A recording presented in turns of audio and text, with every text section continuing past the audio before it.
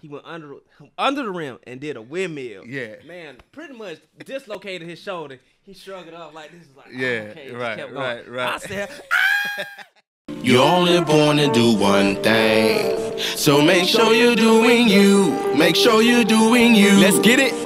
When you're out here moving. hello, it's the Certified Chaos Podcast. It's your boy EJ Dapper Bro, aka Man Hustle, aka Mr. In the Heat of the Night. I got trouble on my ride. What's up, man? And it's your boy Louis. This dude, wow, man. He's doing Virgil. What's up, man? Welcome, y'all. I felt that in my toes, boy. All the way, man. What's happening with you? Nothing, man. Everything good, man? Yeah, man. All is well. How you been? Yeah, man, it's good. Crazy weather week. We had everything. Come on, Hail, man. sleet, snow, tornadoes, hurricanes. Don't say that. Everything. I'm afraid of those. I'm dead serious. I know I shouldn't, but when I ride over a hill and you see those clouds, what they call them, supercells, yeah. the clouds, I always just imagine if it come this way, I'm going to turn around. I might get hit by oncoming traffic, but I'd rather do that than to get caught in a tornado. Yeah, man. But yeah, it's been a whirlwind, man. I'm looking at everything. I'm like, I don't know, man. It's hard not to stay sick and something It was like 70 that. degrees on Monday. 70. I was like, oh, it's kind of Then we pull out the jackets. Put out the jackets. We Then it was snowing last week. Well, yo, what up, B? Like Yeah. we in the NY. Then I think the problem I was worried about with Atlanta was if it snows, the city shuts down and it's Armageddon. So I was like, please don't let this snow stick. You know that's crazy because that just goes to show you that if chaos breaks out, I don't think we equipped. people people so systematic. Mm-hmm. So when chaos breaks out, when you can't govern yourselves without having an authoritative figure there, something wrong. Yeah, man. Especially in snow. Now, I know everybody don't know how to drive, but I mean, pretty much, look, I'm from Louisiana. We don't see snow often.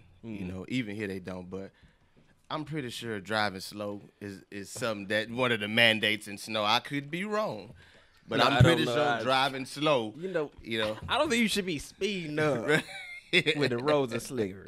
All these Nah. hills. But it's obviously we gonna talk about the Kobe Bryant. Yeah, man. Yeah, it happened right after the show was over. That's when we found out. Yeah, because we were supposed to. That was what we. You know what I'm saying? Shout out to Meeks, by the way, man. Good, very good interview, very good brother. We were supposed to take pictures. Yeah. And then I'm looking around, everybody on their phone, and I'm like, what's going on? And everybody's saying it simultaneously. And I'm like, lady in the back, she was having a conversation with us. So I'm like, wow, yeah. But it was very sad. But to say the least, man. I mean, when great individuals, like that transcend. Yeah. You just gotta absorb the energy, if it's due to you. Yeah. Everybody don't, you're right. Everybody don't process that way. And I just Right. looked at it like this. It's like he did so much in his life, although it was short, quote unquote. He lived 3 lifetimes. You got to think about it. He all-time, NBA player, national high school player, gold medals, MVPs. He won an Oscar. He won an Emmy. He did so much. You told me about the Oscar. I didn't know about that. Yeah, he won he wrote a series of children's books. So New York Times bestseller. So he did Children's a lot. books. Yeah. I ain't know about The that. wizardry, I'm the dead. I wizardry. know about. Yeah. Okay, children's book. Yeah. And when you get all those accomplishments, and when you talk with people and getting older is always one of these things that people they run away from instead of running toward. That's one thing I've adopted, and to see somebody steadily grow and hit different parts of their lives where they have to accept different challenges and then be successful. That's really what success is. Because if you hit a plateau, That's it. and you ain't doing nothing else. My nephew said, if you at the top of your mountain, you need to find another one. Absolutely. He's 100%. 19, by the way. Yeah, man. So, Well, but he was, you said it straight, man. It was a lot, man. It was a lot. My theory, if you step in the ant pile, then that's your ass. So- You're going to get big. I just don't know where we... That's a theory. Plato gave him that. So what was the moment, what was your Kobe Bryant, moment when you knew he was great, like far as basketball. What can you remember? And I'm gonna give you mine. Well, you just knew it, like when he keeps coming out of high school now, and you know how it is. Nobody likes to support you from the beginning, and the genesis stage is always weak. What was your moment? It was this game against the Timberwolves. Where he was going. KG had him. Yeah. He caught the ball. He ran. Uh-huh. He went under the rim and did a windmill. Yeah. Man, pretty much dislocated his shoulder. He shrugged it off like this. Is like, Yeah, okay. Just right, kept going. right. I said, that was crazy. Look, but that, and he always had though. I think mine, it was, you know, it was, but just the one. Of course, it was a lot of them, but the ones like I don't know if it was the All-Star game or what, and bro came through, and you know he going through the lane, right. and all of a sudden he hit it. I'm thinking he about to pass the ball. He flipped it to himself. I said, shit. Yeah.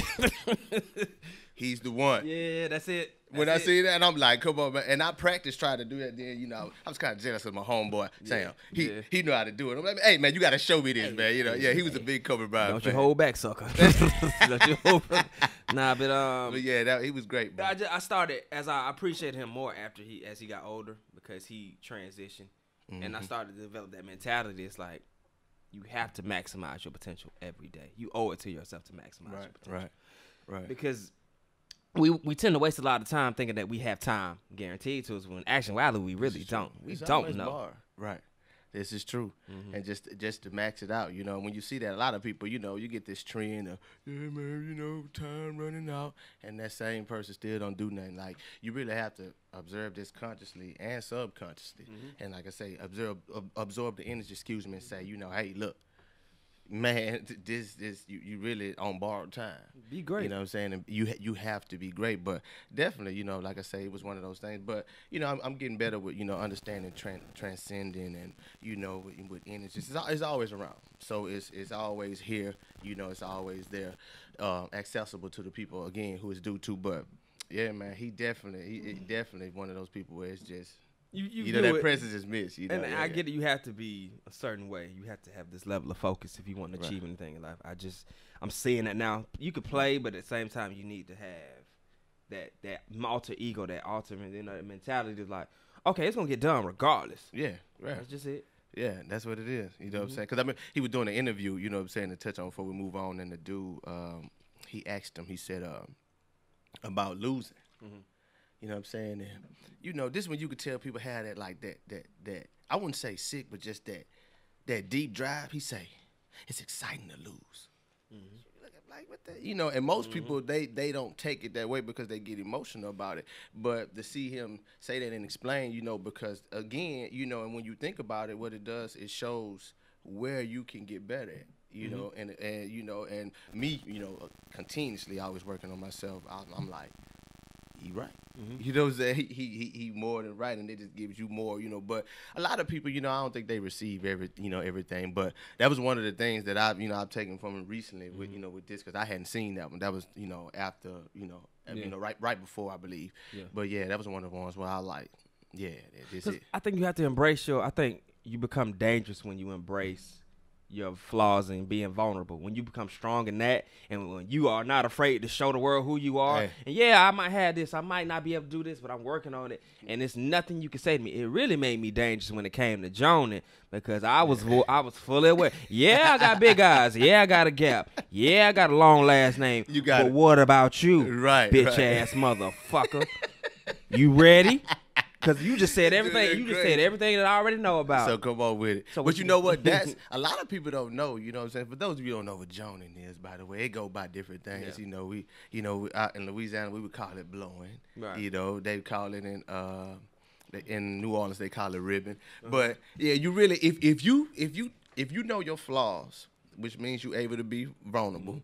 You know, which a lot of people think is negative. Then you take the bullets out of people's gun. Again, what? On 8 Mile, what did he do? What did Eminem do? He put himself out there. He put himself out there like, I'm finna take all your insults. So what you do is you know the enemy. That's really what they have to work on when it comes to that. And that's in like period. Even if it's somebody that you're not actually getting engaged in this joning session or anything with, just period. Like I'm finna take all that from you and let you know I embrace that. Yeah, you know that's a form of love. In Nicaragua, they call Jonan El Mariachi. I don't. Is that right? Is that no? Do they sprinkle sauce on their somebody? You're only born to do one thing. So make sure you're doing you. Make sure you're doing you. Let's get it. When you're out here